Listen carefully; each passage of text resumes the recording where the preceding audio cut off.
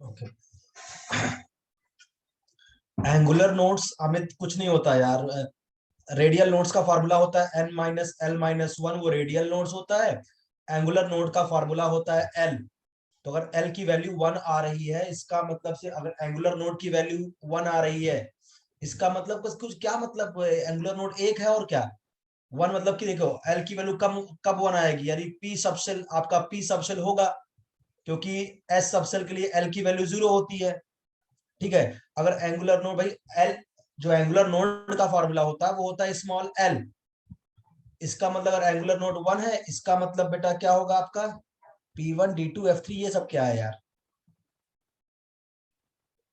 हाँ है, बराबर बराबर बराबर, p1 d2 f3 बराबर सही बोल रहे हो। ठीक है। तो सिर्फ फॉर्मूला मैंने आपको बताया था कैसे निकालते हैं एंगुलर नोड, कैसे निकालते हैं रेडियल नोड, इसमें इतना दिमाग लगाने की जरूरत नहीं है।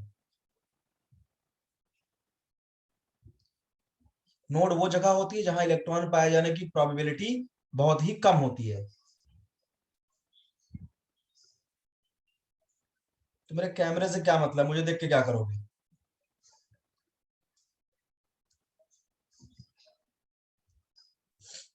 आवाज आ रही है ना, ये जरूरी है। जहां मुझे लगेगा कुछ चीजें ऐसी है जो कैमरा ऑन करके समझाना है, तो मैं कैमरा ऑन कर दूंगा। चल स्टार्ट करते हैं फिर। हाँ,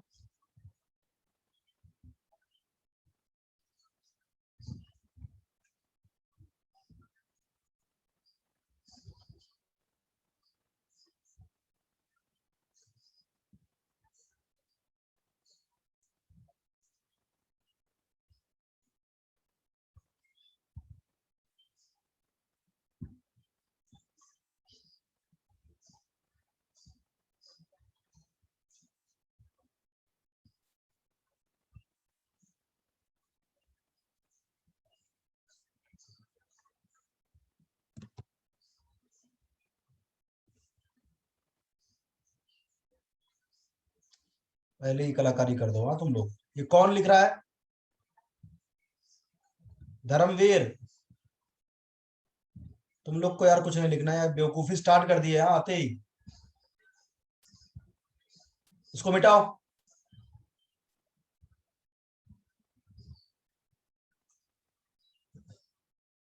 कौन है धर्मवीर, धर्मवीर जिसने लिखा है इसको मिटाओ।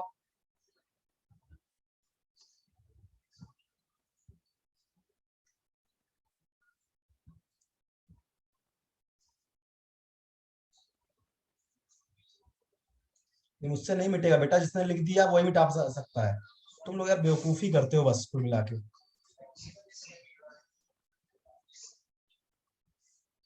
कोई अपडेट नहीं है, आप इरेजर लो, इसको मिटाओ जल्दी से।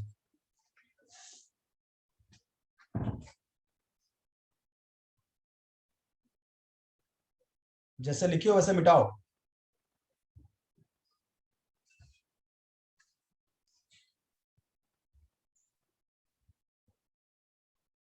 वो यार बेवकूफ हो, ठीक है।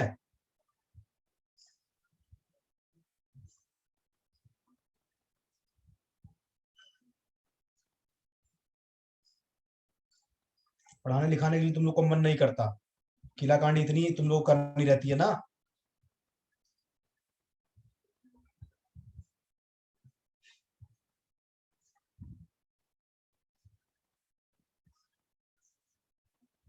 क्या करें, कुछ समझ नहीं आ रहा है।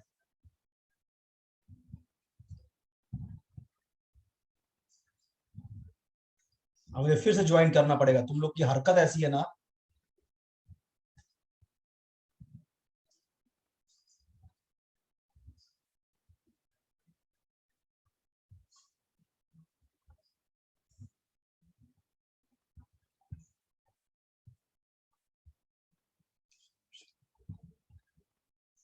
अब अगर किसी ने होगी नहीं, बाकी तुम्हारे पास कुछ नसीब, आप कान खोल कर रखो सुनो। दिमाग खराब करोगे लेक्चर ऑफ कर दूंगा मैं।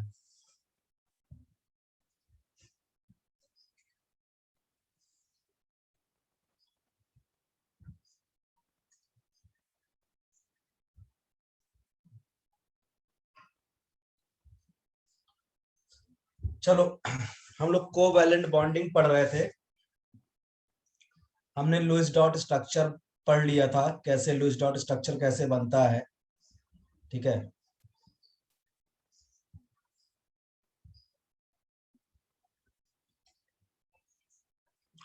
आइए आज बात करेंगे polar and non polar covalent bond क्या होता है।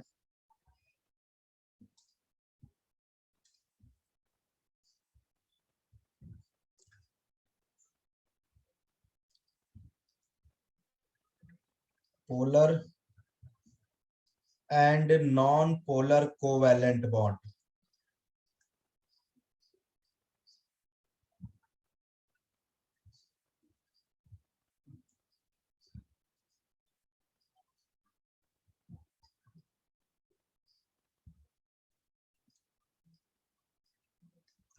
देखो, कोवैलेंट बॉन्ड तो इलेक्ट्रॉन की शेयरिंग से ही बनता है। अगर मैं नॉन पोलर कोवैलेंट बॉन्ड की बात करूं, जैसे मान लो मैं होमो डायटोमिक मॉलिक्यूल ले लूं, जैसे मान लो मैं H2 मॉलिक्यूल ले लूं, H2 मॉलिक्यूल, तो यहाँ हाइड्रोजन और हाइड्रोजन के बीच में कोवैलेंट बॉन्ड है। तो यहाँ पे जो शेयर्ड इलेक्ट्रॉन पेयर है, इसमें एक इलेक्ट्रॉन हाइड्रोजन का है और दूसरा भी हाइड्रोजन का ही है। तो क्या होगा, जब दोनों एलिमेंट सेम हैं तो दोनों की इलेक्ट्रोनेगेटिविटी सेम होगी। तो शेयर्ड इलेक्ट्रॉन पेयर को अपनी तरफ अट्रैक्ट करने की पावर जितनी राइट वाले हाइड्रोजन की होगी उतनी ही लेफ्ट वाले हाइड्रोजन की होगी, जिससे जो ये शेयर्ड इलेक्ट्रॉन पेयर है ना तो राइट में खिसकेगा ना लेफ्ट में खिसकेगा, वो बीचों बीच बना रहेगा, जिससे चार्ज का डेवलपमेंट नहीं होगा हाइड्रोजन के ऊपर। तो इसका मतलब ये हो गया non polar molecule. Non polar, polar का मतलब पोलैरिटी आ जाए, प्लस माइनस बन जाए। जैसे मैं Cl2 ले लूं, Cl2 मॉलिक्यूल, तो यहाँ क्लोरीन और क्लोरीन के बीच में कोवैलेंट बॉन्ड बना है इलेक्ट्रॉन की शेयरिंग से। अब यहाँ पे भी वही कहानी है कि राइट वाला जो क्लोरीन है और लेफ्ट वाला क्लोरीन दोनों सेम है, एटम है, तो जितनी इलेक्ट्रोनेगेटिविटी इस क्लोरीन की है उतनी ही इलेक्ट्रोनेगेटिविटी इस क्लोरीन की है। तो ना तो राइट वाला क्लोरीन इस शेयर्ड इलेक्ट्रॉन पेयर को अपनी तरफ शिफ्ट कर पाएगा, ना ही लेफ्ट वाला क्लोरीन शिफ्ट कर पाएगा, जिससे क्या होगा, आपका कोई चार्ज का डेवलपमेंट नहीं होगा। इसका मतलब ये कोवेलेंट बॉन्ड जो है वो नॉन पोलर है। नॉन पोलर है, यानी जब भी होमो डायटोमिक मॉलिक्यूल दिख जाए, जैसे H2 हो गया, O2 हो गया, N2 हो गया, C2 हो गया, B2 हो गया, इस तरह के मॉलिक्यूल, तब तो डेफिनेटली नॉन पोलर होंगे। यानी जितने भी होमो डायटोमिक होते हैं, होमो डायटोमिक मॉलिक्यूल जो होते हैं,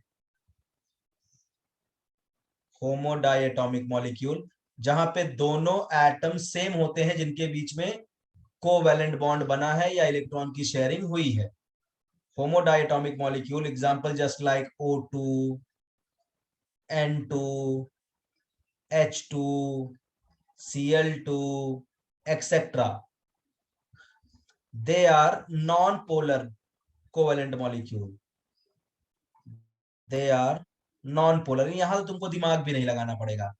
non-polar covalent molecule, क्योंकि जब दोनों एटम सेम है जिनके बीच में कोवैलेंट बॉन्डिंग हुई है तो उनकी इलेक्ट्रोनेगेटिविटी भी सेम होगी, और जब इलेक्ट्रोनेगेटिविटी सेम होगी तो इलेक्ट्रॉन पेयर को अट्रैक्ट करने की पावर दोनों की बराबर होगी, जिससे ना तो इलेक्ट्रॉन लेफ्ट में शिफ्ट होगा ना तो राइट में, जिससे कोई चार्ज का डेवलपमेंट नहीं होगा, इसीलिए पोलैरिटी का डेवलपमेंट नहीं होगा। लेकिन अगर मैं आपसे बात करूं कि सपोज करो मेरे पास HCl मॉलिक्यूल है, HCl मॉलिक्यूल, अब देखो ये सब हेट्रोडाइएटॉमिक आ गए, HCl मॉलिक्यूल, तो अपने को पता हाइड्रोजन के वैलेंस सेल में एक इलेक्ट्रॉन होता है और क्लोरीन के वैलेंस सेल में 7 इलेक्ट्रॉन होते हैं। हाइड्रोजन को अपना डुप्लेट कंप्लीट करना है और क्लोरीन को अपना ऑक्टेट, दोनों के पास एक एक इलेक्ट्रॉन की कमी है, तो दोनों एक एक इलेक्ट्रॉन की शेयरिंग कर लेंगे, जिससे दोनों का ऑक्टेट कंप्लीट हो जाएगा। अब ये जो बीच में ये इलेक्ट्रॉन है, इसको हम लोग क्या बोलते हैं, शेयर्ड इलेक्ट्रॉन पेयर। अब यही इलेक्ट्रॉन, अब दिमाग लगाओ, क्लोरीन और हाइड्रोजन में ये हो गया शेयर्ड पेयर ऑफ इलेक्ट्रॉन, ये वाला क्लोरीन और हाइड्रोजन में अपने को पता है कि जो इलेक्ट्रोनेगेटिविटी होती है electronegativity of chlorine is greater than hydrogen. ये हम जानते हैं कि क्लोरीन की इलेक्ट्रोनिगेटिविटी हाइड्रोजन से ज्यादा होती है। इसका मतलब अब की बार ये जो शेयर्ड इलेक्ट्रॉन पेयर है बेटा, उसको कौन अपनी तरफ खिसका लेगा? क्लोरीन। तो shared electron pair move towards chlorine, और जितना ये शेयर्ड इलेक्ट्रॉन पेयर क्लोरीन की तरफ जाएगा उतना ही हाइड्रोजन से दूर जाएगा। तो क्लोरीन की तरफ जाएगा तो क्लोरीन पे आएगा डेल्टा निगेटिव, और उतना ही पॉजिटिव आएगा इस पे एच पे। तो देखो क्या, देखो पहली बात तो इलेक्ट्रॉन की शेयरिंग हुई तो ये कोवेलेंट बॉन्ड हुआ, बट क्योंकि इलेक्ट्रोनिगेटिविटी का डिफरेंस है दोनों एटम के बीच में, इसीलिए यहाँ पे पोलरिटी का डेवलपमेंट हो गया, पोलर बॉन्ड बन गया। ठीक है, एच पे प्लस सीएल पे माइनस, इसको बोलेंगे polar covalent bond. Polar covalent bond. बताइए बात समझ में आ रही है कि नहीं?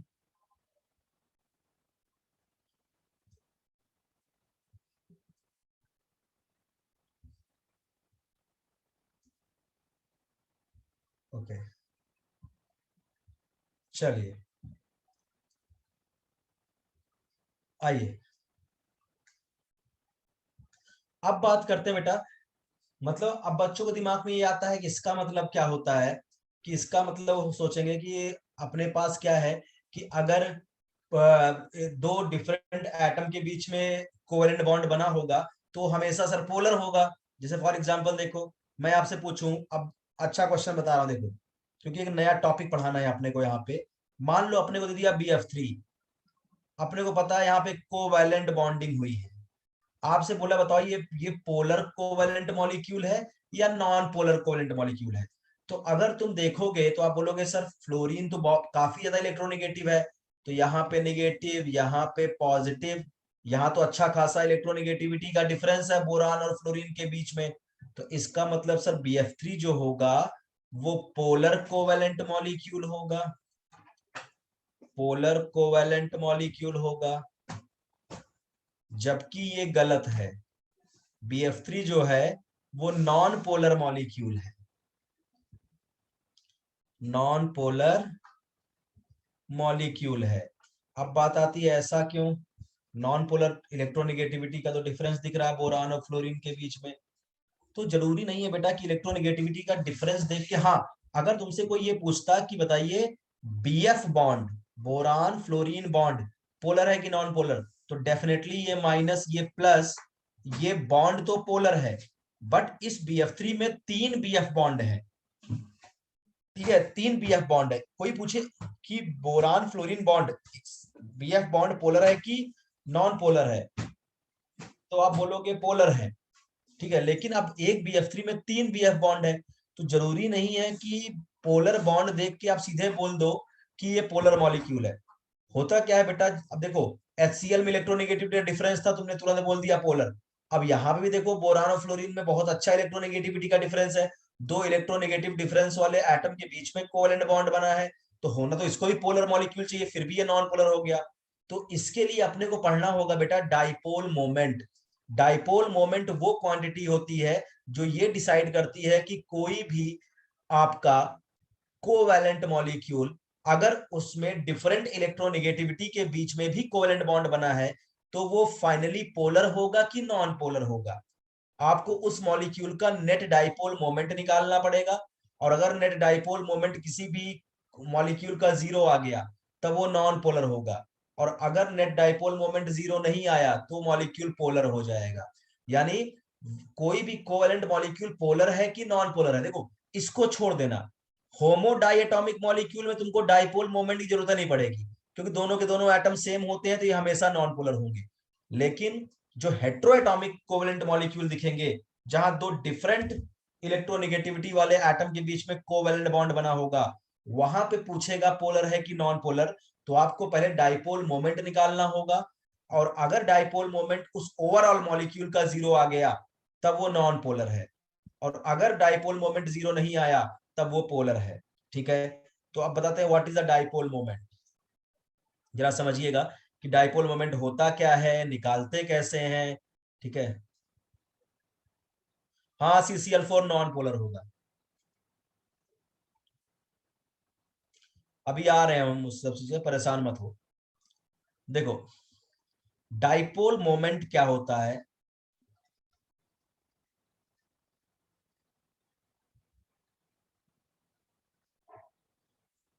डाइपोल मोमेंट को मैं म्यू से दिखाते हैं हम लोग।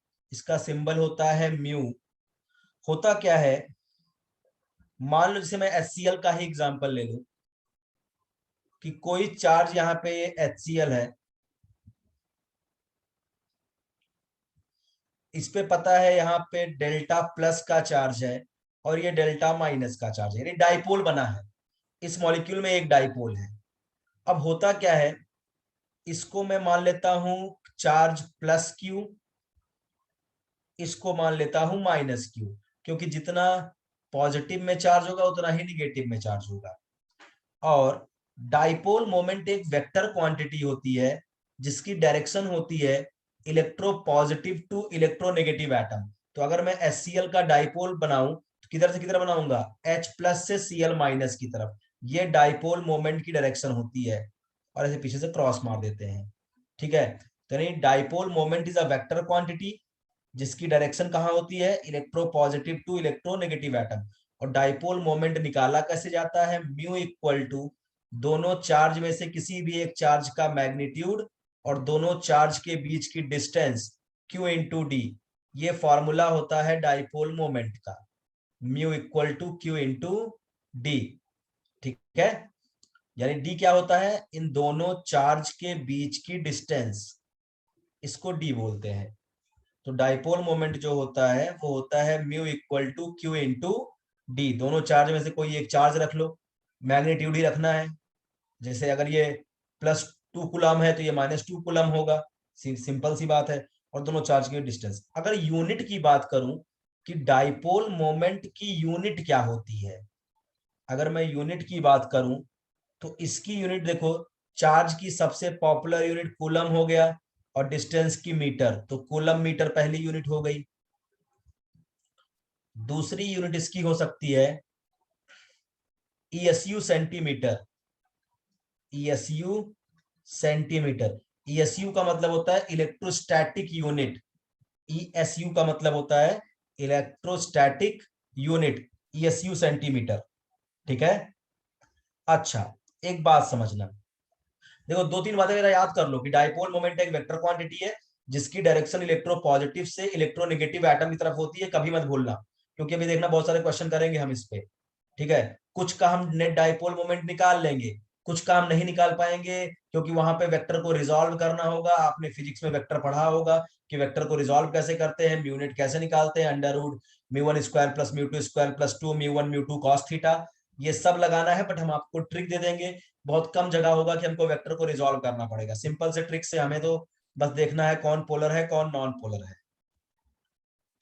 चलिए, अच्छा एक बात समझिएगा, 1 ESU इक्वल टू कितना होता है, अगर मैं आपको बताऊं, 1 electrostatic unit, 1 ESU equal to होता है 3.335 into 10⁻⁻10 coulomb. 1 ESU equal to 3.335 into 10⁻⁻10 coulomb. तो 1 ESU सेंटीमीटर कितना होगा, अगर मैं 1 ESU सेंटीमीटर निकालूं, 1 ESU सेंटीमीटर निकालूं तो कितना होगा, 1 ESU में कितने कूलम होते हैं, 3.335 इंटू 10⁻⁻10 कूलम। और 1 सेंटीमीटर में कितना मीटर होगा, 10⁻⁻2 मीटर। इसका मतलब 1 ESU centimetre equal to 3.335 into 10⁻⁻12 coulomb metre. तो 1 ESU centimetre equal to 3.335 into 10⁻⁻12 coulomb metre होता है। अच्छा, तो एक यूनिट हो गई कूलम मीटर, एक यूनिट हो गई ESU सेंटीमीटर, और एक यूनिट और होती है जो सबसे पॉपुलर यूनिट है डाइपोल मोमेंट की, वो होती है डेबाई।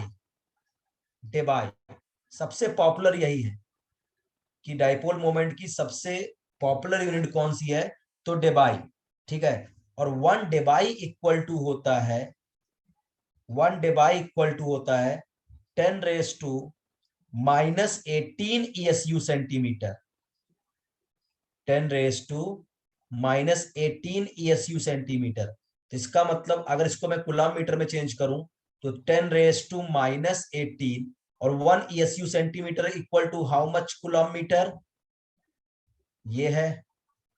तो यहां 3.335 इंटू 10⁻⁻12 कूलम मीटर। इसको सॉल्व कर देंगे तो 3.335 इंटू 10⁻⁻30 कूलम मीटर। तो 1 डेबाई में कितने कूलम मीटर होते हैं ये कभी मत भूलना बस, बाकी तुम सब भूल जाओ चलेगा, but 1 debye is equal to 3.335 into 10⁻⁻30 coulomb metre. ये बस एक रिलेशन याद रखना बस, बाकी मैंने सब पढ़ा दिया, आपको याद रखना याद रखिए। बाकी सबसे इंपॉर्टेंट यही है जो कभी कभी न्यूमेरिकल में इस्तेमाल होगा। 1 divide equal to 3.335 into 10⁻⁻30 coulomb metre. ठीक है, अब देखो डाइपोल मोमेंट हम पढ़ क्यों रहे हैं। डाइपोल मोमेंट हमको दो चीजें बताता है। अगर एप्लीकेशन की बात करूं कि डाइपोल मोमेंट का एप्लीकेशन क्या है, तो दो ही चीजें बताता है। किसी भी कोवैलेंट मॉलिक्यूल में कितना परसेंटेज आयनिक कैरेक्टर होगा ये भी डिसाइड करता है डाइपोल मोमेंट, और कोई भी हेटेरोएटॉमिक कोवैलेंट मॉलिक्यूल पोलर होगा कि नॉन पोलर होगा इसको भी बताने में हेल्प करता है कौन, डाइपोल मोमेंट। मैंने पहले ही बताया था कि no bond is a pure bond, कोई भी बॉन्ड प्योर बॉन्ड नहीं होता। आयनिक बॉन्ड में भी कुछ ना कुछ प्रतिशत कोवैलेंट कैरेक्टर होता है, जिसको हमने आपको सिखाया था by the help of Fajans rule. और कोवैलेंट मॉलिक्यूल में भी कुछ ना कुछ आयनिक परसेंटेज होता है जो बताएगा आपको डाइपोल मोमेंट। हाँ, लेकिन आयनिक बॉन्ड में जो फजान रूल था वो केवल कंपैरिजन करता था कि कहां पे कोवैलेंट कैरेक्टर ज्यादा है कहां पे कम है। यहां पे आपको बराबर कैलकुलेट करके दे देगा कि कितना प्रतिशत आयनिक कैरेक्टर है किसी भी कोवैलेंट मॉलिक्यूल में। डाइपोल मोमेंट आपको बिल्कुल एग्जैक्टली कैलकुलेट करके देगा कि कितना परसेंटेज आयनिक कैरेक्टर है किसी भी पर्टिकुलर कोवैलेंट कंपाउंड में। तो बात करते हैं जरा applications of dipole moment।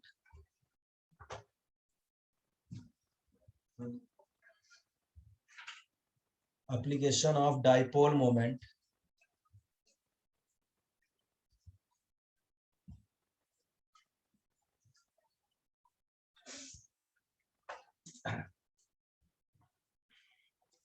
इसमें पहला एप्लीकेशन जो है वो है determination of percentage ionic character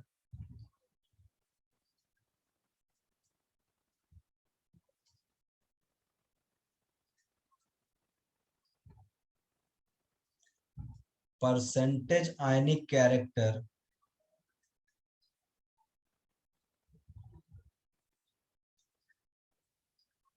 in covalent molecule.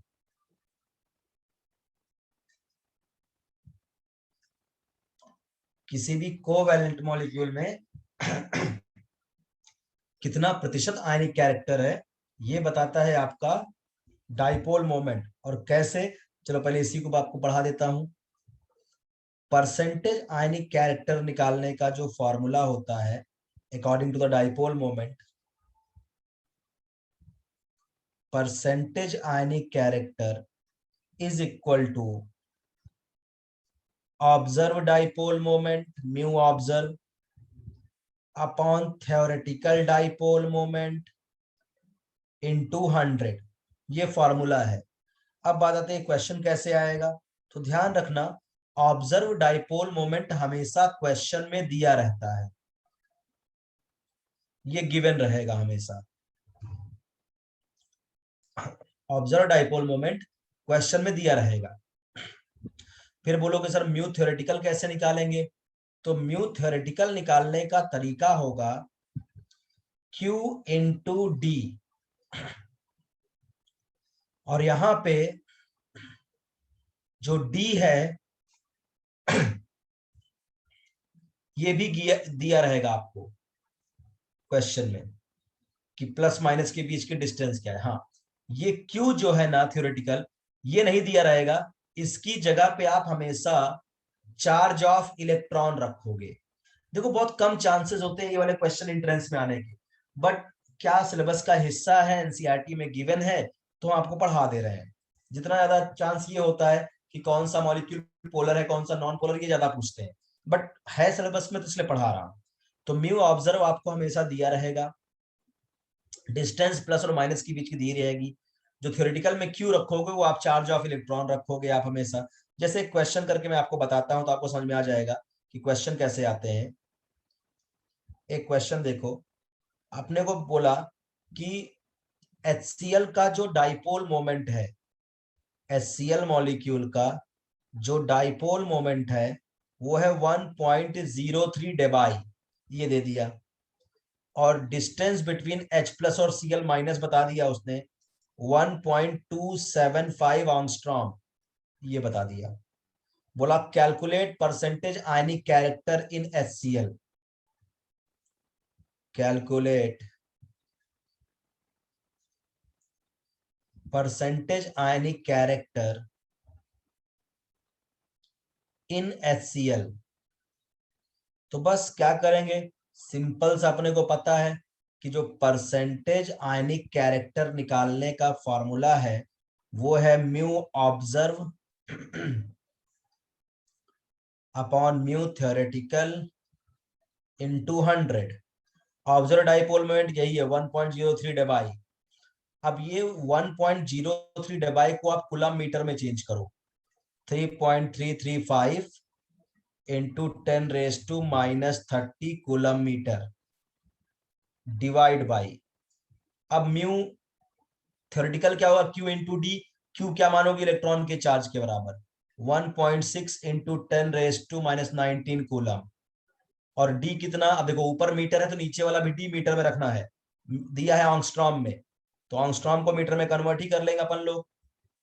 1.275 और 1 एंगस्ट्रॉम इक्वल टू 10⁻⁻10 मीटर, ये और इंटू 100। देखो कूलम से कूलम कैंसिल हो जाएगा, मीटर से मीटर कैंसिल हो जाएगा, और इसको जब आप इत्मीनान से बैठ के सॉल्व करोगे तो आपको आएगा 16.84%, इतना आएगा। इसका मतलब HCl के अंदर जो आयनिक कैरेक्टर है 16.84, इसका मतलब कोवैलेंट कितना होगा, 100 माइनस 16.84 कर दोगे तो कोवैलेंट कैरेक्टर निकल आएगा। समझ में आया क्या?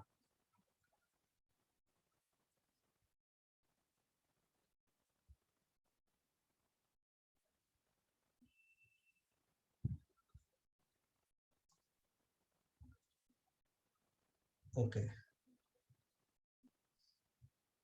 चलिए। तो इस तरह से ये बहुत छोटा सा एप्लीकेशन था बेटा, आपको बिल्कुल ट्रिक्स बता दिया कि करना क्या होगा। बहुत कम चांस होते हैं ऐसे क्वेश्चन आने के अभी अभी के समय में। हाँ, अभी ज्यादा आता है polar and non polar covalent molecule पहचानना। तो चलो अब दूसरे एप्लीकेशन पे चलते हैं। इसके सेकंड एप्लीकेशन है determination of polar and non polar covalent molecule.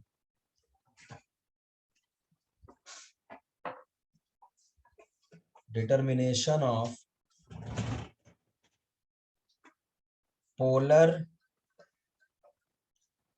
And non polar covalent molecule.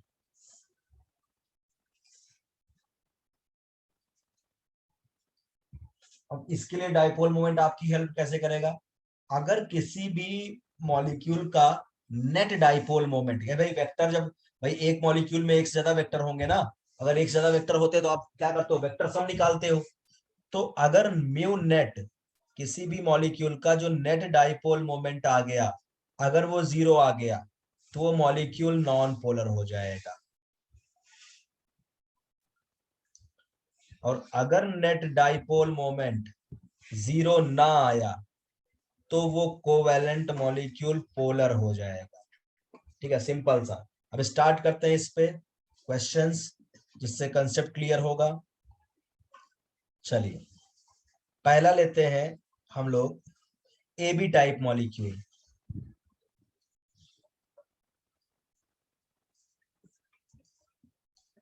A B type molecule,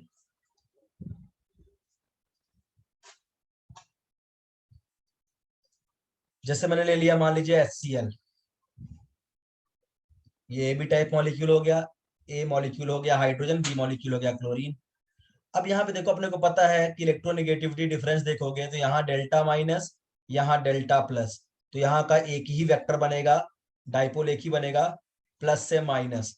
अब इस वेक्टर को कैंसिल करने वाला कोई वेक्टर नहीं है। इसका मतलब इस यहाँ पे जो म्यू नेट आएगा वो जीरो कभी नहीं आएगा, ठीक है, क्योंकि इस वेक्टर को कोई कैंसिल कहाँ कर रहा है वेक्टर, ठीक है, एक ही वेक्टर है तो कहाँ कैंसिल होगा या कहाँ ऐड होगा। इसका मतलब ये हो गया पोलर मॉलिक्यूल, ये हो गया आपका पोलर मॉलिक्यूल, ये आपका हो गया पोलर मॉलिक्यूल। लेकिन मान लो मैं आपसे कंपैरिजन करा दूं डाइपोल मोमेंट का, कुछ एक से ज्यादा मैं आपको ए बी टाइप के मॉलिक्यूल दे दूं, जैसे HF, जैसे HCl, जैसे HBr और जैसे HI, ये कुछ मॉलिक्यूल दे दूं, मैं बोलूं कि इनके डाइपोल मोमेंट का ऑर्डर क्या होगा। तो अब देखो ये माइनस ये प्लस, एक डाइपोल इधर बना, ये माइनस ये प्लस, एक डाइपोल इधर भी बना इस मॉलिक्यूल में, ये माइनस ये प्लस, एक डाइपोल इधर बना, और ये माइनस ये प्लस, एक डाइपोल इधर। सबके पास एक एक ही डाइपोल है जिसको कोई कैंसिल नहीं कर पा रहा है, तो एक बात तो कंफर्म है, सबके सब पोलर होंगे। HF, HCl, HBr, HI सबके सब पोलर है। बट आपसे पूछ रहा है ज्यादा पोलर कौन होगा, तो देखो यहाँ दो आंसर जाएगा। अगर अकॉर्डिंग टू चार्ज आप देखो तो आप पता है फ्लोरीन की इलेक्ट्रोनेगेटिविटी ज्यादा है, जिससे उस पर नेगेटिव चार्ज का मैग्नीट्यूड ज्यादा होगा, क्योंकि वो शेयर्ड इलेक्ट्रॉन पेयर को ज्यादा अपनी तरफ खींचेगा, क्योंकि मोस्ट इलेक्ट्रोनेगेटिव एटम है। तो अकॉर्डिंग टू चार्ज देखोगे ना, तो भैया हमको पता है, क्योंकि म्यू इक्वल टू क्या होता है dipole moment, charge into distance. तो अगर चार्ज के बेसिस पे डाइपोल मोमेंट का ऑर्डर देखोगे तो फ्लोरीन की इलेक्ट्रोनेगेटिविटी सबसे हाईएस्ट है, तो यहाँ नेगेटिव चार्ज का मैग्नीट्यूड सबसे ज्यादा होगा। तो चार्ज का मैग्नीट्यूड ज्यादा तो डाइपोल मोमेंट ज्यादा, तो अकॉर्डिंग टू चार्ज सबसे ज्यादा डाइपोल मोमेंट होगा HF का, उससे कम होगा HCl का, उससे कम होगा HBr का, और सबसे कम होगा HI का। ये हुआ अकॉर्डिंग टू चार्ज आंसर। लेकिन अगर तुम डिस्टेंस को देखो प्लस माइनस के बीच में, तो HF से ज्यादा बॉन्ड लेंथ हो गई HCl की, HCl ज्यादा बॉन्ड लेंथ HBr की, HBr ज्यादा बॉन्ड लेंथ HI की। HI की बॉन्ड लेंथ बढ़ने की वजह से प्लस और माइनस के बीच की डिस्टेंस काफी बढ़ गई है, ठीक है। तो अगर आप डिस्टेंस देखोगे तो सबसे बड़ी डिस्टेंस H प्लस और I माइनस के बीच मिलेगी, तो उसके अकॉर्डिंग जो ऑर्डर आएगा डाइपोल मोमेंट का, सबसे ज्यादा डाइपोल मोमेंट आएगा HI का, उसके बाद आएगा HBr का, उसके बाद आएगा HCl का, और सबसे कम आएगा HF। तो जब भी चार्ज और डिस्टेंस आपको डिफरेंट आंसर दे रहे हो, जब भी चार्ज और डिस्टेंस आपको डिफरेंट आंसर दे रहे हो, तो आप हमेशा चार्ज को प्रेफरेंस देना, क्योंकि डिस्टेंस से में चार्ज ज्यादा डोमिनेटिंग फैक्टर होता है। तो इसका सही ऑर्डर होगा डाइपोल मोमेंट का, ये डिस्टेंस वाला गलत है, ठीक है। चार्ज और डिस्टेंस अगर सेम आंसर आया तो कोई बात ही नहीं, अगर अपोजिट आंसर आ रहा है तो हमेशा चार्ज को आप इंपॉर्टेंस दोगे। तो अगर पोलरिटी का ऑर्डर पूछे, सबसे ज्यादा पोलर है HF, फिर HCl, फिर HBr, फिर HI। जो जितना ज्यादा पोलर होगा वो उतना ज्यादा वाटर में सॉल्युबल होगा, इसलिए HF पानी में सबसे ज्यादा घुलता है, HCl, HBr, HI पानी में कम घुलते हैं। बताइए समझ में आया कि नहीं?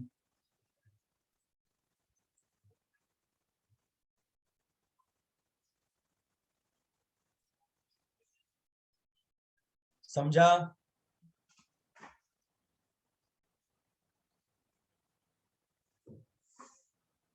ओके,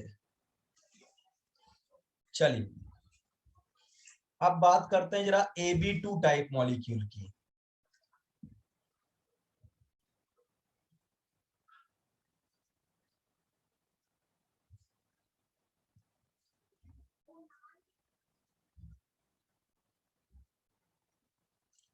जैसे फॉर एग्जांपल हम बात करेंगे BeCl2 टाइप का कार्बन डाइऑक्साइड, कुछ ऐसे मॉलिक्यूल Ab2 टाइप के, BeCl2 CO2 इस टाइप के मॉलिक्यूल।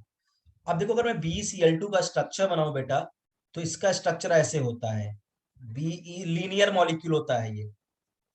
अभी आपको लग रहा है सर आप कैसे बना रहे हो, तो बेटा एक दो लेक्चर के बाद आपको भी समझ में आ जाएगा कि हमने BeCl2 को ऐसा ही क्यों बनाया, हमने BeCl2 को ऐसा क्यों नहीं बनाया।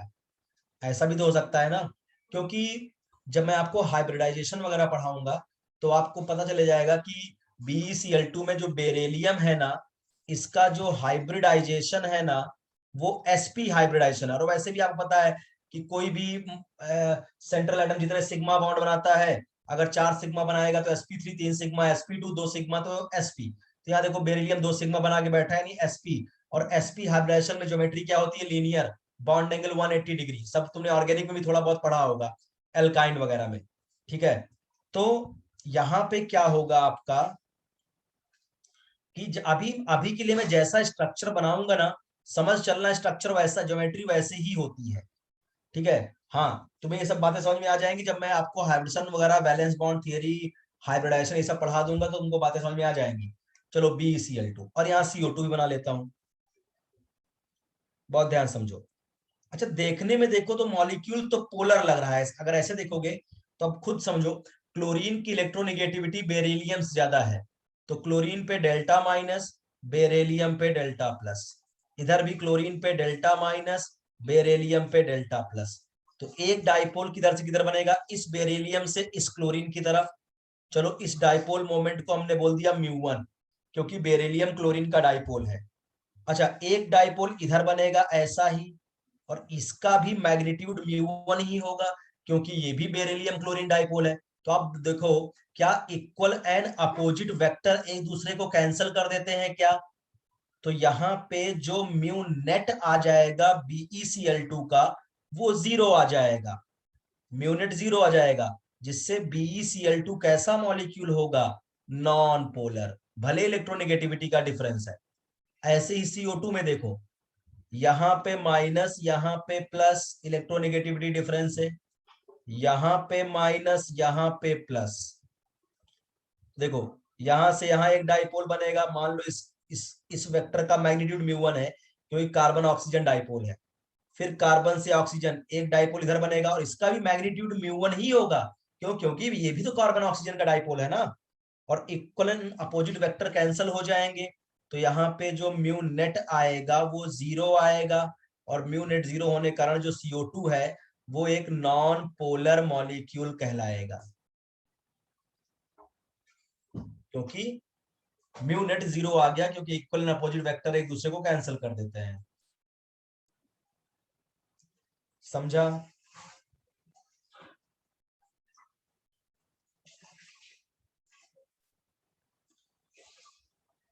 आया कि नहीं समझ में? चलो अगला देखो, अब AB3 टाइप मॉलिक्यूल।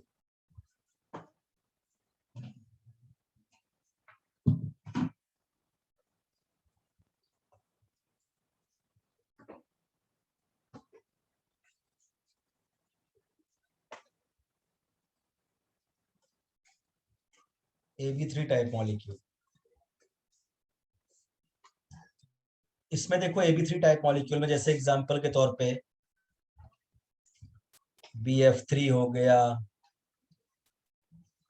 BCl3 हो गया, Bi3 हो गया, इस टाइप के मॉलिक्यूल AB3 टाइप के मॉलिक्यूल। देखो इनका जो स्ट्रक्चर होता है ना, ये ट्राइगोनल प्लेनर स्ट्रक्चर होते हैं ये वाले मॉलिक्यूल, क्योंकि सेंट्रल एटम का हाइब्रिडाइजेशन sp2 होता है, और जब भी सेंट्रल एटम का हाइब्रिडेशन sp2 होता है तो बॉन्ड एंगल 120 डिग्री का होता है। ठीक है, तो यहाँ पे क्या है देखो, ये एंगल, ये एंगल, ये एंगल सब 120 डिग्री का है, और इस ज्योमेट्री को बोलते हैं हम लोग trigonal planar, trigonal planar geometry बोलते हैं। या ट्रायंगुलर प्लेनर भी बोलते हैं। और ये ज्योमेट्री तब आती है जब सेंट्रल एटम का हाइब्रिडाइजेशन sp2 आता है, जब सेंट्रल एटम 3 सिग्मा बॉन्ड बनाता है। ठीक है, तो अब देखो यहां पे अगर देखा जाए, बहुत ध्यान से समझिएगा,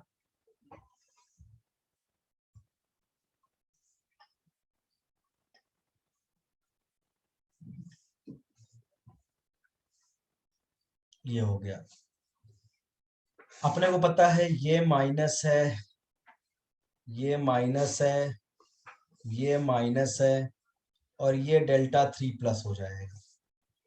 इसका मतलब एक डाइपोल ये बनेगा, इलेक्ट्रोपॉजिटिव टू इलेक्ट्रोनेगेटिव, मैग्नीट्यूड μ1।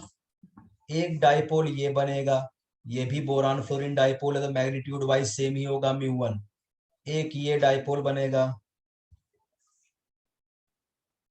तो ये भी क्या होगा आपका μ1।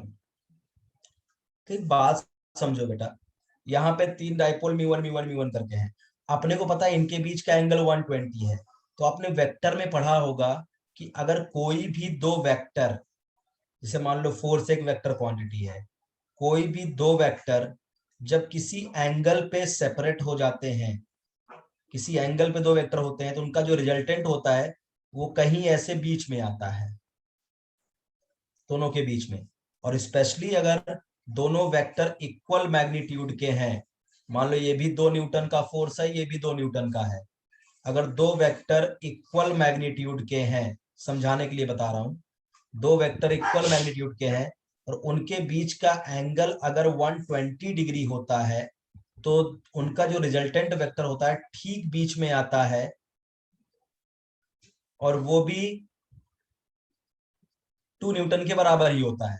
ठीक है, यानी अगर दो वेक्टर के बीच का एंगल 120 है, तो उनका रिजल्टेंट वेक्टर ठीक बीच में आएगा और μ1 के बराबर ही होगा, उनके बराबर ही होगा। इसका मतलब खुद दिमाग लगाओ, दिमाग लगाओ जरा, ये पहला वेक्टर है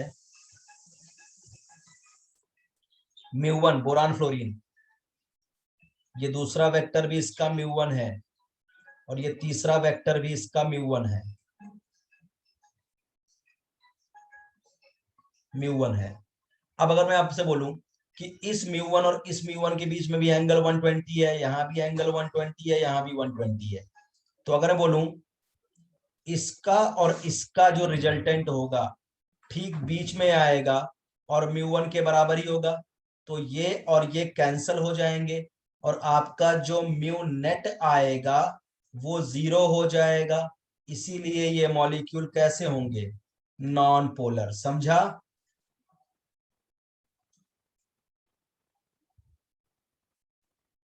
आया समझ में?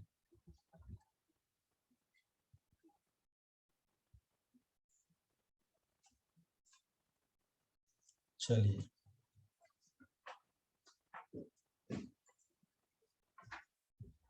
अब बात करते हैं, क्या बार बार ऐसे रिजल्टेंट निकालते बैठते रहेंगे क्या हम? तो आपको अब ट्रिक दूंगा, क्योंकि अब ऐसे आगे मॉलिक्यूल आएंगे जिनको वेक्टर को आपको रिजॉल्व करना पड़ेगा। तो केमिस्ट्री में आपको रिजॉल्व करने की रिक्वायरमेंट नहीं पड़ती।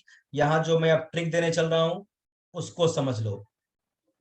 मैंने सीधा बोला बेटा कि यहाँ देखो 3 वेक्टर हैं, ये एक वेक्टर है बी एफ डाइपोल, इसका मैग्नीट्यूड बेटा μ1 है, दूसरा बी एफ डाइपोल μ1, तीसरा बी एफ डाइपोल μ1। और अगर दो डाइपोल के बीच का एंगल 120 होता है तो उनका रिजल्टेंट वेक्टर ठीक बीच में आता है और μ1 के ही बराबर होगा। तो इन दोनों का रिजल्टेंट, इनका और इनका, इसका रिजल्टेंट ठीक बीच में आया, ये देखो वो μ1 के बराबर, तो ये और ये कैंसिल नहीं हो जाएंगे क्या? नेट डाइपोल मोमेंट 0 हो गया, और क्या।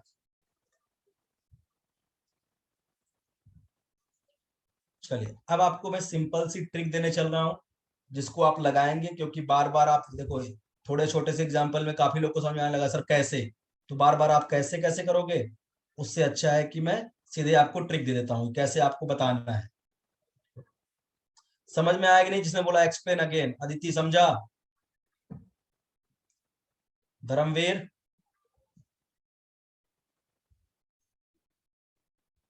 समझ में आ गया? चलो, अब देखो बेटा, अब आपको डायरेक्ट मैं ट्रिक दे देता हूं जहां पे आपको वेक्टर को रिजॉल्व नहीं करना पड़ेगा, दिमाग मत लगाना बचा। जो ट्रिक दे रहा हूँ सीधे वहां से आंसर आंसर खेल देना, क्योंकि यहाँ पे आप वेक्टर को रिजॉल्व करने बैठोगे तो क्वेश्चन ही नहीं तुम्हारा सॉल्व होगा। वेक्टर वेक्टर करना है बेटा तो फिजिक्स में करते रहो रिजॉल्व, यहाँ केमिस्ट्री में डायरेक्ट आपको ट्रिक देने चल रहा हूँ, वो ट्रिक लगाओगे तुमको डायरेक्ट आंसर मिल जाएगा, ठीक है। क्योंकि काफी कुछ चीजें ऐसी होती है जिसको एक्सप्लेन किया जा सकता है, कुछ को ऐसा होगा जहां पे वेक्टर को रिजॉल्व करना पड़ेगा फिर आपका फाइनल आंसर आएगा, ठीक है। तो आपको मैं ट्रिक देने चल रहा हूं कि कौन सा कंपाउंड पोलर होगा कौन सा नॉन पोलर होगा। 2 लाइन लिखूंगा तुम्हारे सारे क्वेश्चन सॉल्व हो जाएंगे। पहला, अगर मेरे पास सिमेट्रिकल मॉलिक्यूल है, सिमेट्रिकल मॉलिक्यूल,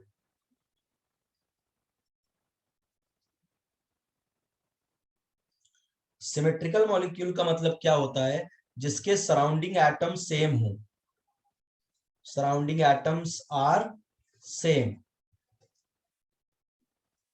उसको सिमेट्रिकल मॉलिक्यूल बोलते हैं। जैसे मैं आपसे बोलूं अमोनिया कैसा है, सिमेट्रिकल, क्योंकि नाइट्रोजन के चारों तरफ हाइड्रोजन ही है। PCl3 कैसा है, सिमेट्रिकल, क्योंकि फास्फोरस की चारों तरफ क्लोरीन ही है। इसका सिमेट्रिकल मॉलिक्यूल वो होते हैं जहां सराउंडिंग एटम सारे सेम होते हैं। Symmetrical molecule having no lone pair,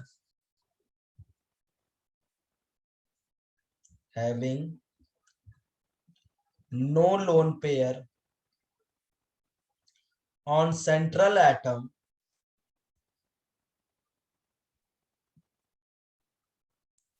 are always non-polar,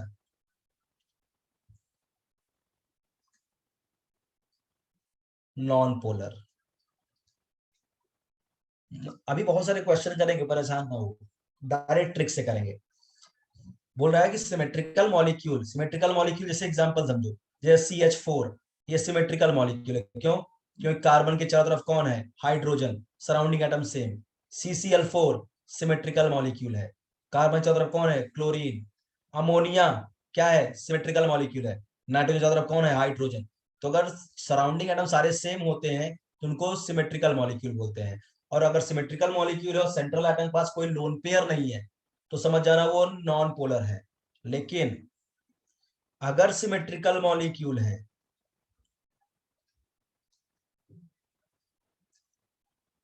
symmetrical molecule है and central atom having loan pair, having lone pair, central atom के पास लोन पेयर होगा, देन मॉलिक्यूल इज पोलर। तब molecule कैसा होगा, polar होगा, ठीक है। जैसे अमोनिया देखो, शॉर्टकट से बता रहा हूं, अमोनिया है तो ये सिमेट्रिकल मॉलिक्यूल क्योंकि सराउंडिंग एटम सेम है, बट अपने को पता नाइट्रोजन के पास एक लोन पेयर होता है तो पक्का ये पोलर हो गया, ठीक है। जैसे SO2, सल्फर डाइऑक्साइड, अपने को पता देखो सराउंडिंग एटम सेम है बट यहाँ पे सल्फर के पास एक लोन पेयर होता है, ठीक है। क्योंकि SO2 का अगर मैं स्ट्रक्चर बनाऊं तो कुछ ऐसा, आपको लुईस डॉट स्ट्रक्चर सब पढ़ा चुका हूं मैं, ये कुछ ऐसा। तो ये भी क्या होगा, मॉलिक्यूल पोलर। तो अगर सिमेट्रिकल मॉलिक्यूल के पास सेंट्रल एटम के पास अगर लोन पेयर आ गया तब वो क्या हो जाएगा, polar. And the third point, कोई भी अनसिमेट्रिकल मॉलिक्यूल होगा वो हमेशा पोलर ही होगा। अनसिमेट्रिकल मॉलिक्यूल, अब तुम खुद समझदार हो कि जहां पे सराउंडिंग एटम्स कौन सेम ना हो, unsymmetrical molecule are always polar, unsymmetrical molecule हमेशा पोलर होंगे। जैसे फॉर एग्जांपल देखो, समझो, जैसे मैं बोलूं आपसे CH3Cl, तब देखो यहाँ पे सेंट्रल एटम है carbon, surrounding atom hydrogen as well as chlorine, तो ये अनसिमेट्रिकल मॉलिक्यूल है, ठीक है। जैसे मैं बोल दूं CH2Cl2, अब ये अनसिमेट्रिकल मॉलिक्यूल है क्योंकि सेंट्रल एटम है कार्बन, सराउंडिंग एटम हाइड्रोजन भी है क्लोरीन भी है, इसलिए अनसिमेट्रिकल मॉलिक्यूल है। तो अनसिमेट्रिकल मॉलिक्यूल हमेशा क्या होंगे, पोलर होंगे, ठीक है। अब चलो इन्हीं सब का इस्तेमाल करके अब आगे क्वेश्चन करेंगे, बहुत ध्यान समझिएगा। यही 3 पॉइंट ध्यान रखिएगा कि अगर सिमेट्रिकल मॉलिक्यूल है और सेंट्रल एटम के पास कोई लोन पेयर नहीं है तब तो वो नॉन पोलर होगा, लोन पेयर आ जाएगा तब वो पोलर हो जाएगा। ठीक है, और धीरे धीरे जैसे चैप्टर आगे बढ़ता चला जाएगा, आप परेशान मत होना कि सर हम कैसे पता चल करेंगे कि लोन पेयर है कि नहीं है। पहली बात तो आपको लुईस डॉट स्ट्रक्चर बनाना भी सिखा दिया है, बट जैसे जैसे ये चैप्टर बढ़ेगा वैसे वैसे आप सारे मॉलिक्यूल का हाइब्रिडाइजेशन निकालना सीख जाओगे, किस मॉलिक्यूल के सेंट्रल एटम पे कितने लोन पेयर है उसको भी निकालना सीख जाओगे। क्योंकि एंट्रेंस तो ऐसा तो नहीं है अभी जाके 11th में ही तुम एंट्रेंस दे दोगे, अभी 12th के बाद एंट्रेंस दो दोगे, और तब तक ये केमिकल बॉन्डिंग चैप्टर तो मैं पूरा पढ़ा ही डालूंगा। तब तक आपको समझ में आ जाएगा कि अमोनिया का हाइड्रोजन sp3 होता है। देखो ऐसे शॉर्टकट समझो, अभी ये सब आगे समझ में आएगा। अमोनिया में नाइट्रोजन का हाइड्रोजन होता है sp3, अभी हमको डायरेक्ट याद है बट आगे आपको भी याद हो जाएगा sp3। अब लोन पेयर निकालने की ट्रिक होती है आपका hybridisation z minus surrounding atom. z क्या होता है, कितने ऑर्बिटल हाइब्रिडाइजेशन में गए हैं, तो 3p 1s 4, और सराउंडिंग एटम नाइट्रोजन कितने हैं, 3 हाइड्रोजन, तो ये आ गया 1, यानी नाइट्रोजन के पास एक लोन पेयर है। ये सब आगे आपको समझाऊंगा जब आपको वैलेंस बॉन्ड थियरी और हाइब्रिडाइजेशन पढ़ाऊंगा इसी चैप्टर में, केमिकल बॉन्डिंग में। तो अभी के लिए आप परेशान मत होइएगा। चलो, जैसे अब AB4 टाइप का मॉलिक्यूल में ले लूं आपके सामने, अब हम डायरेक्ट अपनी ट्रिक से लगाएंगे पोलर है कि नॉन पोलर। ठीक है, जैसे फॉर एग्जांपल आपसे बोल लिया, जैसे फॉर एग्जांपल CH4 CCl4, कुछ इस तरह का मॉलिक्यूल। ठीक है, तो अब खुद समझो बेटा, अगर आप इसको नॉर्मल वेक्टर रिजॉल्व करके देखोगे ना तो हालत तुम्हारी खराब हो जाएगी रिजॉल्व करने में ऐसे वेक्टर्स को। तो यहाँ दिमाग लगाना मत करना कि चलो बहुत ज्यादा हम रिजॉल्व कर रहे हैं, जहां जरूरत पड़ेगी हम आपको बताएंगे रिजॉल्व करने का तरीका। अभी यहाँ पे हालांकि ऑलरेडी आपने वेक्टर पढ़ रखा है, यहाँ 109 डिग्री 28 मिनट का एंगल होता है, टेट्राहेड्रल ज्योमेट्री होती है। यहाँ मैं अपनी ट्रिक से लगाऊंगा। देखो ये है सेंट्रल एटम, देखो सारे सराउंडिंग एटम सेम है, H H H और H, सराउंडिंग एटम सेम है, इसका मतलब ये सिमेट्रिकल मॉलिक्यूल है। पहली बात तो ये सिमेट्रिकल मॉलिक्यूल है। फिर देखना है क्या सेंट्रल एटम के पास कोई लोन पेयर है क्या। कार्बन है सेंट्रल एटम, कार्बन 4 बॉन्ड बनाता है, ऑलरेडी कार्बन 4 बॉन्ड बना के बैठा है, यानी no lone pair on central atom, कोई लोन पेयर नहीं है। और अगर कोई लोन पेयर नहीं है तो ये मॉलिक्यूल हो गया नॉन पोलर, बाकी आपको कुछ सोचना ही नहीं है। समझ में आया कि नहीं। ऐसे ही CCl4 भी होगा।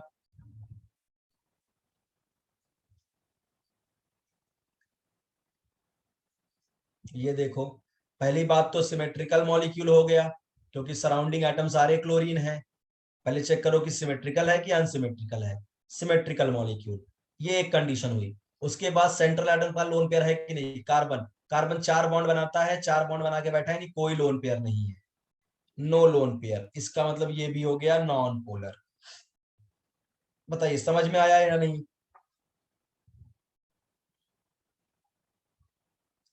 बोलो भाई, समझ में आ रहा है ना।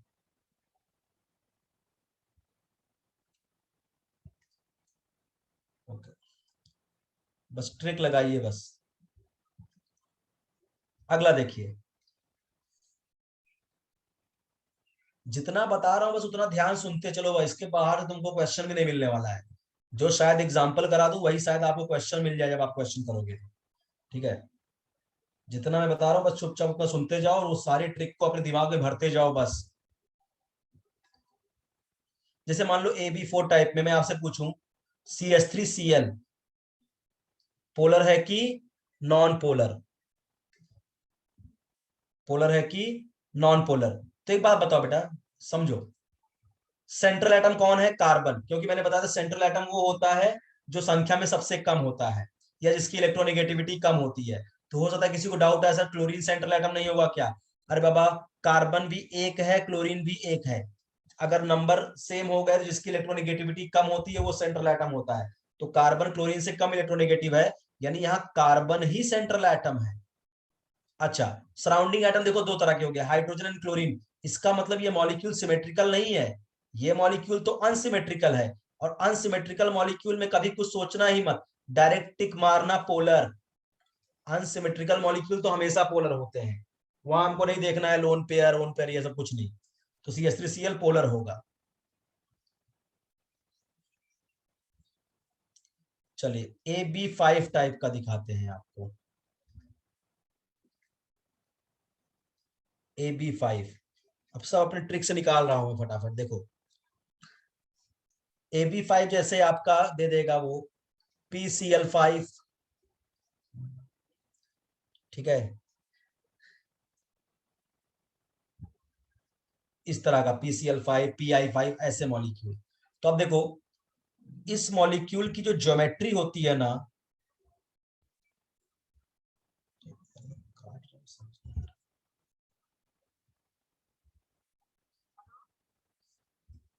हाँ बोलिए, लेक्चर में हूँ।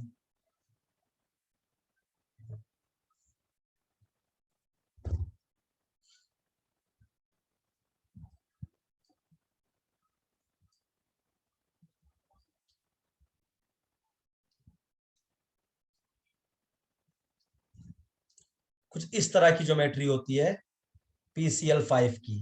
ये सब आपको आने वाले लेक्चर्स में समझ में आएगा कि ये ज्योमेट्री ऐसे ही क्यों होती है।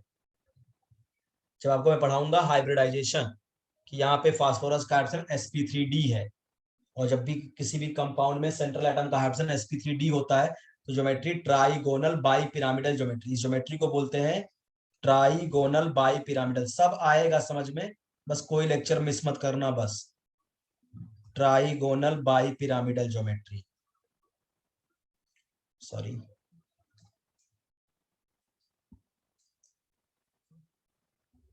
Pyramidal geometry. और ये कब आता है? जब सेंट्रल एटम का हाइड्रोजन sp3d होता है। सब पढ़ेंगे हम लोग, ठीक है। यहाँ पे इस ज्योमेट्री में दो तरह के एंगल होते हैं। ये तीन बॉन्ड जो ट्रायंगल के अंदर है, ये तीन बॉन्ड जो ट्रायंगल के अंदर है, इनको हम इक्विटोरियल बॉन्ड्स बोलते हैं। इक्विटोरियल बॉन्ड्स बोलते हैं। और जो ट्रायंगल के ऊपर और नीचे हैं, इनको अपन लोग एक्सियल बॉन्ड बोलते हैं। इक्विटोरियल बॉन्ड्स के बीच का बॉन्ड एंगल होता है 120, और एपिकल और इक्विटोरियल के बीच का बॉन्ड एंगल होता है 90। दो तरह के बॉन्ड एंगल पाए जाते हैं इस ज्योमेट्री में। चलो ये तो सारी बातें हो गई। डायरेक्ट अगर बात करें हम, पोलर है कि नॉन पोलर, चलो पहले अपनी ट्रिक लगाते हैं।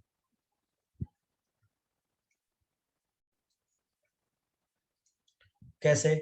पहले देखो, सेंट्रल एटम है फास्फोरस, सारे सराउंडिंग एटम है क्लोरीन, ये सराउंडिंग एटम सेम है। इसका मतलब पहली बात तो ये सिमेट्रिकल मॉलिक्यूल हो गया, सिमेट्रिकल मॉलिक्यूल। अब देखना है सेंट्रल एटम पर लोन पेयर है। अपने को पता है फास्फोरस जो है नाइट्रोजन फैमिली का एलिमेंट है। नाइट्रोजन फैमिली के वैलेंस शेल में 5 इलेक्ट्रॉन होते हैं, वो सब 5 बॉन्ड बनाते हैं। तो फास्फोरस भी देखो अपने पांचों इलेक्ट्रॉन से 5 बॉन्ड बना के बैठा है, यानी कोई लोन पेयर नहीं है फास्फोरस के पास। जब फास्फोरस 3 बॉन्ड बनाता है तब उसके पास एक लोन पेयर होता है, नो लोन पेयर। और अगर कोई लोन पेयर नहीं है तो मॉलिक्यूल कैसा हो गया? Non polar. समझ में आया कि नहीं? कितना टाइप है बेटा? अभी बहुत टाइप है, चलते जाओ, घबराओ मत, ठीक है, पढ़ते जाओ। घबराने से थोड़ी काम चलेगा। कितना टाइप है, क्या है, क्या करूं, दो चार टाइप उड़ा दूं, क्या ना पढ़ाऊं? अगर ज्यादा टाइप लग रहा हो, दो चार टाइप उड़ा देता हूं मैं, नहीं पढ़ाता हूं। तो वही होगा, फिर तुम्हारा क्वेश्चन नहीं निकलेगा, फिर सर फोड़ोगे, क्वेश्चन नहीं हो रहे हैं। आप समझते चलो, एकदम टेंशन मत लो बेटा, एकदम आसान चीजें हैं। अभी आप देखना, धीरे धीरे जब चैप्टर खत्म होगा ये सब चीजें एकदम रट जाएंगी आपको। एकदम परेशान मत हो, आराम से थोड़ा सा पेशेंस रखो बस। कितना टाइप है उससे जानने से क्या मतलब है? एक दो टाइप और पढ़ाऊंगा फिर। अभी डाइपोल मोमेंट आज खत्म भी नहीं होगा, अभी अगला लेक्चर भी मैं डाइपोल मोमेंट पे ले जाऊंगा। एक लेक्चर का टॉपिक है ही नहीं है, अभी तो हमने जस्ट स्टार्ट किया आज डाइपोल मोमेंट। देखो, तो नॉन पोलर, अच्छा इसको मैं आपको देखो वेक्टर बना के भी समझा सकता हूं। जहां देखो, जहां मैं समझा पाऊंगा वेक्टर बना के, वहां मैं अपने आप समझा दूंगा। बट कुछ जगह आदमी थोड़ा सा मजबूर हो जाता है कि वेक्टर को रिजॉल्व रिजॉल्व करता है, तो उतना अपने को दिमाग नहीं लगाना, अपने को है कि अपना क्वेश्चन निकलना चाहिए। हाँ देखो, यहाँ ऐसी ज्योमेट्री है कि यहाँ मैं आपको वेक्टर बना के भी समझा सकता हूँ। कैसे देखो 0 हो गया। पहले ये देखो, ये तीनों ट्राइगोनल हो गए, इनके बीच का एंगल 120 हो गया, ठीक है। और ये एक ऊपर क्लोरीन, एक नीचे क्लोरीन, बहुत ध्यान समझो, यहाँ वेक्टर से भी आप समझ सकते हो। ये एंगल 120 है, ट्राइंगल के अंदर है। तो एक बात बताओ बेटा, अगर मैं ट्राइंगल वाला डाइपोल बनाऊं तो एक डाइपोल ये बनेगा, दिस इज कॉल्ड μ1। भाई ये नेगेटिव ये पॉजिटिव ना, क्लोरीन।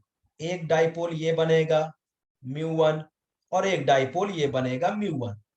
एक बात बताओ, ये एंगल 120 है, तो इन दोनों क्लोरीन का जो रिजल्टेंट वेक्टर होगा ठीक बीच में आएगा और μ1 के बराबर ही होगा, और ये कैंसल हो जाएंगे। अब ऊपर वाला वेक्टर देखो, ये μ1, नीचे वाला देखो ये भी μ1, इक्वल एंड अपोजिट, तो ये वाला और ये वाला भी कैंसिल हो जाएगा। इसीलिए जो म्यू नेट आएगा वो 0 आएगा। समझ में आया? दोनों तरीके से हमने आपको बता दिया, डायग्राम बना के भी बता दिया और आपको ट्रिक से भी बता दिया कि डायरेक्ट देख लो पोलर है कि नॉन पोलर है। चलिए अब अगला देखते हैं बेटा, AB6 टाइप वाला।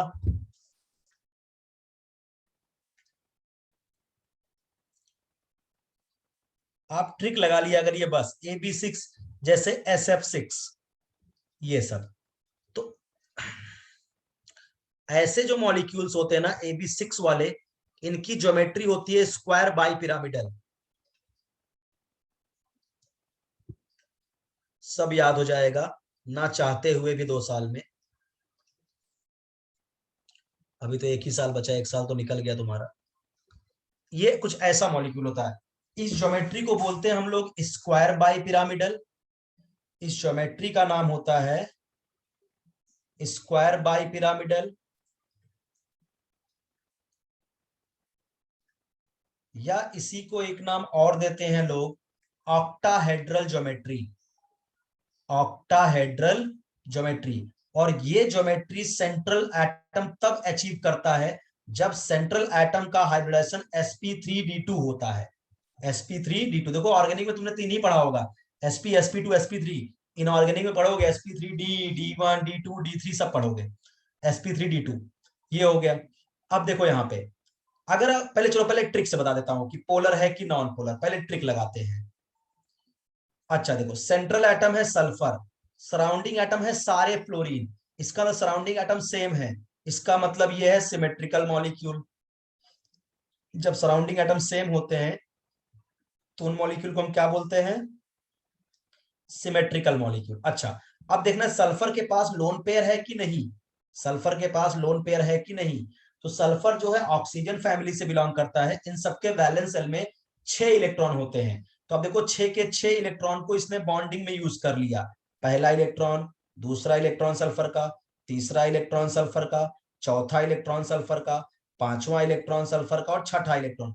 6 के 6 इलेक्ट्रॉन को बॉन्डिंग में यूज करिए, कोई लोन पेयर नहीं है। इसका मतलब no lone pair on sulphur, sulphur के पास कोई लोन पेयर नहीं है, इसका मतलब ये नॉन पोलर है।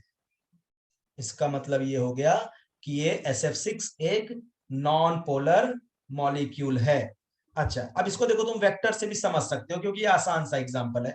देखो एक डाइपोल इधर बनेगा μ1 सल्फर फ्लोरीन, तो एक देखो diagonally opposite μ1, equal and opposite vector cancel, ये लेफ्ट राइट वाला कैंसिल हो गया। फिर देखो डायगोनल वाला, सल्फर फ्लोरीन का डाइपोल इधर, सल्फर फ्लोरीन इधर, equal and opposite vector cancel. ऊपर सल्फर फ्लोरीन एक वेक्टर, ये सल्फर फ्लोरीन एक वेक्टर, ऊपर और नीचे वाला भी कैंसिल, इसलिए सारे वेक्टर एक दूसरे को कैंसिल कर दिया तो म्यू नेट 0 हो गया, इसलिए नॉन पोलर हो गया। समझा या नहीं?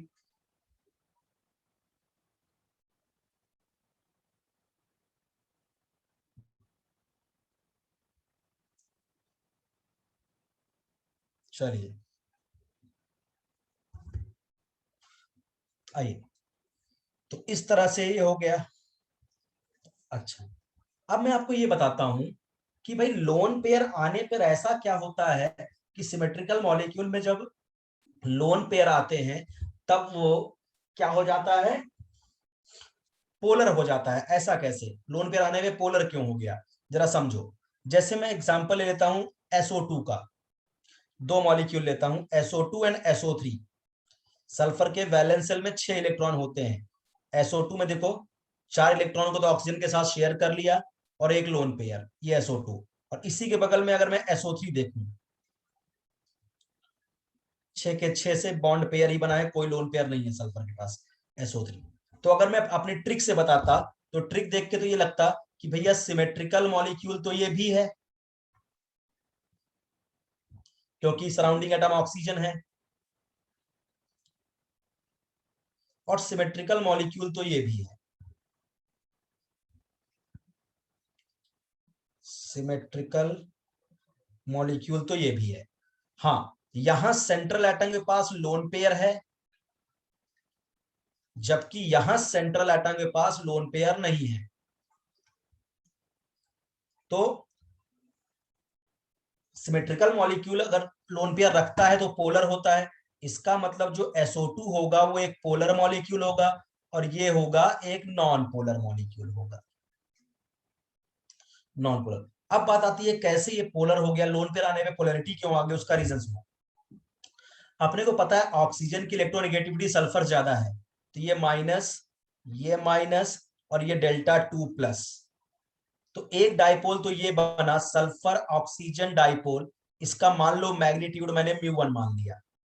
एक ये डाइपोल बना सल्फर ऑक्सीजन, इसका भी मैग्नीट्यूड मुझे μ1 ही मानना पड़ेगा, क्योंकि सल्फर ऑक्सीजन का ही डाइपोल है। हाँ, लोन पेयर का भी बेटा अपना डाइपोल मोमेंट होता है, जो एटम से लोन पेयर की तरफ होता है। यानी सल्फर, देखो सल्फर में पॉजिटिव चार्ज है, और लोन पेयर एक नेगेटिव इलेक्ट्रॉन डेंसिटी मानी जाती है, इसीलिए एक डाइपोल ऐसे भी बनेगा, सेंट्रल एटम से लोन पेयर की तरफ, इसका मैग्नीट्यूड μ2, क्योंकि ये सल्फर और लोन पेयर का डाइपोल है। लोन पेयर का डाइपोल किधर से किधर बनता है, सेंट्रल एटम से लोन पेयर की तरफ। तो अब खुद समझो, इस μ1 और इस μ1 का रिजल्टेंट कहीं यहां बीच में आएगा, नीचे μ1 नेट आएगा, और ऊपर μ2 होगा, क्योंकि μ1 नेट और μ2 आपस में बराबर नहीं होंगे, इसीलिए यहां पे क्या होगा, आपका म्यू नेट जो आएगा वो 0 नहीं आएगा, इसलिए पोलर होगा। जबकि यहां पे देखो, यहां पे क्या हो गया, एक डाइपोल ये μ1, एक डाइपोल ये μ1, सल्फर ऑक्सीजन, एक डाइपोल ये μ1। और अपने को पता है SO3 में सल्फर ने 3 सिग्मा बॉन्ड बनाया है, इसका मतलब ये sp2 हाइब्रिडाइज्ड है। sp2 का मतलब ये सारे एंगल 120 वाले होंगे, और हमने आपको सिखाया है कि 120, अगर 3 वेक्टर के बीच का एंगल 120 है, तो किन्हीं भी 2 वेक्टर के बीच का रिजल्टेंट ठीक बीच में आता है और μ1 के बराबर होता है। तो इन दोनों का रिजल्टेंट देखो यहाँ ठीक बीच में आया, और हम इसको और इसको कैंसिल कर देंगे, इसलिए यहाँ पे जो म्यू नेट आ जाएगा वो 0 आ जाएगा। समझ में आया कि नहीं?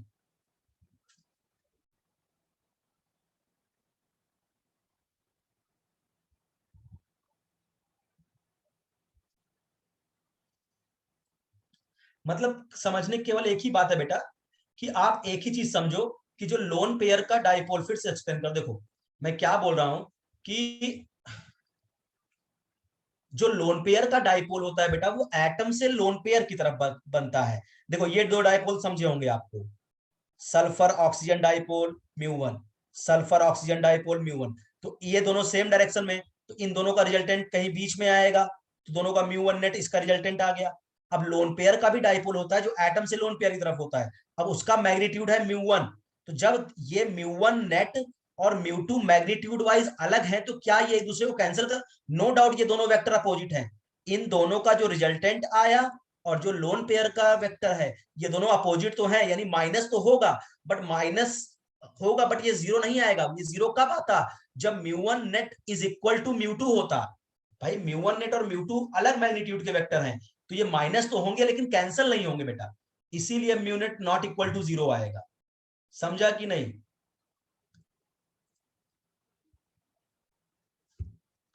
ठीक है, चलिए, चलो बहुत बढ़िया। आइए, तो इसका मतलब एक चीज आपने सीख लिया, कि लोन पेयर का जो आपका वेक्टर, लोन पेयर का भी अपना डाइपोल मोमेंट होता है, जो एटम से लोन पेयर तरफ होता है। अब देखो इसी पे एक क्वेश्चन पूछते हैं, जरा बहुत ध्यान समझिएगा इस बात को, कि आपसे पूछेंगे कि बताइए NH3 ज्यादा पोलर है कि NF3 ज्यादा, अमोनिया ज्यादा पोलर है कि NF3 ज्यादा। तो यहाँ बच्चे बहुत गलती करते हैं, ये क्वेश्चन पता नहीं, कोई ऐसा इंडिया का बोर्ड नहीं होगा जिसकी बुक में ये क्वेश्चन ना लिखा जाए। NH3 और NF3 में कौन ज्यादा पोलर होगा? तो मोस्टली बच्चों का आंसर यहां जाता है NF3, क्योंकि वो सोचते हैं फ्लोरीन की इलेक्ट्रोनेगेटिविटी नाइट्रोजन से ज्यादा है, ठीक है, मतलब फ्लोरीन काफी ज्यादा इलेक्ट्रोनेगेटिव है, इसलिए चार्ज ज्यादा होगा फ्लोरीन का, इसीलिए NF3 होगा। मतलब बच्चों का यही आंसर यहां जाता है कि NF3 ज्यादा पोलर होगा किससे? NH3 से। जबकि सच्चाई है अमोनिया ज्यादा पोलर होता है NF3 से। अब रीजन बता रहा हूं ऐसा क्यों। देखो बेटा, तुम्हारा आंसर तब तक सही होता कि सर चार्ज ज्यादा है फ्लोरीन का, जब तुमसे केवल इतना पूछता कि बताइए एक NF आपके पास बॉन्ड है, एक NH बॉन्ड है, कौन ज्यादा पोलर है? तो डेफिनेटली NF बॉन्ड ज्यादा पोलर होगा, क्योंकि यहां ज्यादा निगेटिव आएगा, यहां ज्यादा पॉजिटिव आएगा, क्योंकि इलेक्ट्रोनेगेटिव एटम है। बट डाइपोल मोमेंट केवल पोलैरिटी पे डिपेंड नहीं करता, वो ओरिएंटेशन वगैरह सब पे डिपेंड करता है। अब आप खुद समझो मैं कैसे बता रहा हूं कि मोस्टली गलत करते हैं बच्चे क्वेश्चन, उनको लगता है NF3 ज्यादा पोलर है, और यही क्वेश्चन वो बार बार पूछते भी हैं कि आपसे गलती हो जाए। ठीक है, तो बहुत आराम से इस पॉइंट को जरा समझो। अगर मैं NH3 का डाइपोल बनाऊं, तो मुझे पता है नाइट्रोजन की इलेक्ट्रोनेगेटिविटी हाइड्रोजन से ज्यादा है, तो नाइट्रोजन पे आएगा डेल्टा प्लस, डेल्टा प्लस और डेल्टा प्लस, नाइट्रोजन पे डेल्टा 3 माइनस। तो अगर मैं NH3 का डाइपोल बनाऊं, तो एक डाइपोल ये बनेगा, दिस इज कॉल्ड मैग्नीट्यूड μ1, क्योंकि HN डाइपोल। एक डाइपोल ये बन, और सॉरी थोड़ा मुझसे टेढ़ा हो गया,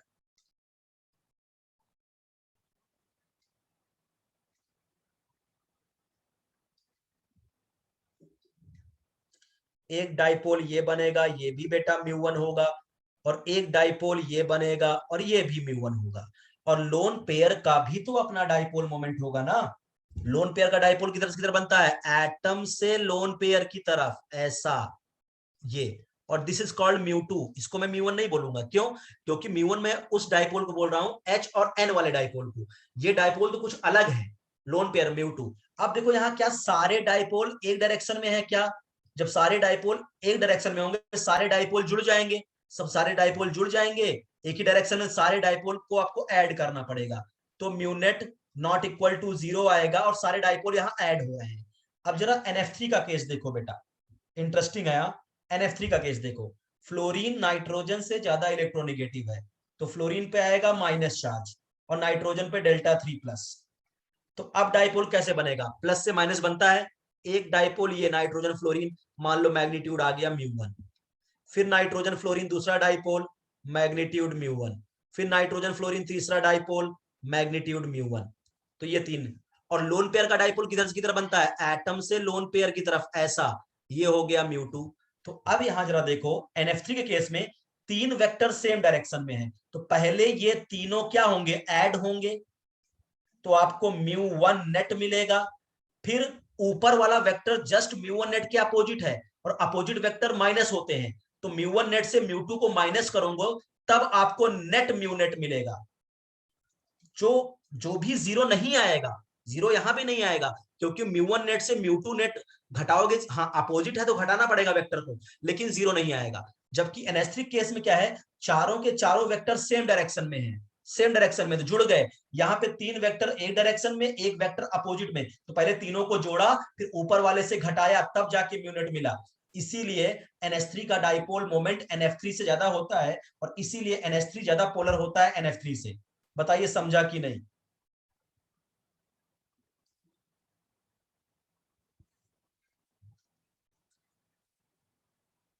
सबको समझ में आया?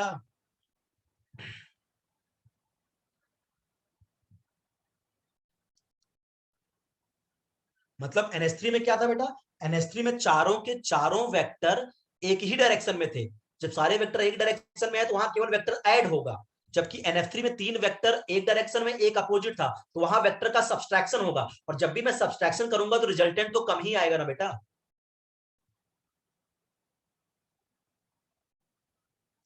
इसीलिए NH3 जो है वो ज्यादा पोलर होता है किससे? NF3 से। यहां रेडियस ओडियस नहीं देखा जाता। अमित यार तुम ज्यादा दिमाग लगाते हो, जो चीजों का जरूरत नहीं है वो चीजें तुम सोचते हो। रेडियस ओडियस क्या होता है बेटा यहाँ पे? एक कंसेप्ट को हर जगह अमित बेटा नहीं लगाया जाता यार। अरे सॉरी बेटा, जब NH3 का देखो ना यार, H से N एक वेक्टर, H से N एक वेक्टर, H से N एक वेक्टर, और लोन पेयर का भी डाइपोल एटम से बेटा लोन पेयर की तरफ होता है, तो सारे वेक्टर सेम डायरेक्शन में साफ साफ दिख रहे हैं बेटा। जबकि NF3 में देखो, NF3 में 3 वेक्टर किधर दिख रहे हैं, N2F N2F, और एक वेक्टर N2 लोन पेयर, 3 एक डायरेक्शन में एक अपोजिट दिख रहा है, तो वहां सब्सट्रैक्ट होगा। और NH3 में केवल वेक्टर ऐड होंगे, और वेक्टर ऐड होंगे रिजल्टेंट ज्यादा आएगा, वेक्टर सब्सट्रैक्ट होंगे रिजल्टेंट कम आएगा, इसलिए अमोनिया ज्यादा पोलर होगा NF3 से। इतना सिंपल तो बताया यार।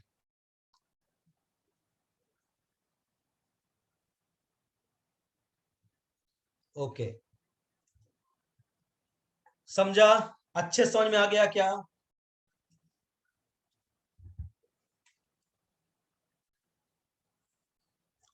चलो, अब क्या होगा बेटा, नेक्स्ट लेक्चर में मैं इसी कंटेंट को आगे बढ़ाऊंगा। एक दो एक्सेप्शन है जिसको मैं आपको पहले बताऊंगा, क्योंकि जरूरी नहीं है ना कि लोन पेयर आने पे हमेशा मॉलिक्यूल आपका पोलर ही हो। दो ऐसे एग्जांपल कराऊंगा, जैसे XeF2 और XeF4, यहां लोन पेयर भी होगा, फिर भी ये नॉन पोलर हो जाएगा। तो उसके लिए आपको नेक्स्ट लेक्चर मेरा सुनना पड़ेगा, कि जो एक्सेप्शन है वो मैं कवर करूंगा, कुछ अच्छे अच्छे क्वेश्चन करेंगे डाइपोल मोमेंट पे, तब ये टॉपिक आपका खत्म होगा। बात समझा? पोस्ट किसको बनाना है भाई? अच्छा, इनको बनाना है।